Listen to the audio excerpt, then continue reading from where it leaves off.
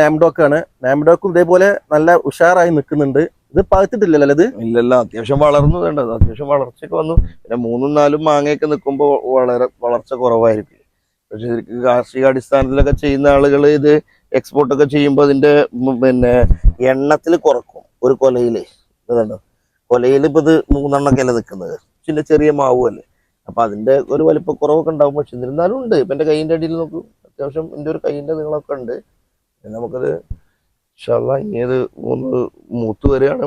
നമുക്ക് റിവ്യൂ ചെയ്യാൻ, നോമ്പ് കഴിഞ്ഞവരൊക്കെ നിന്നാല് നമുക്ക് റിവ്യൂ ഒക്കെ എടുക്കായിരുന്നു. ഓക്കെ, ഇത്രയും ചെറിയൊരു മരത്തിൽ അത്രയും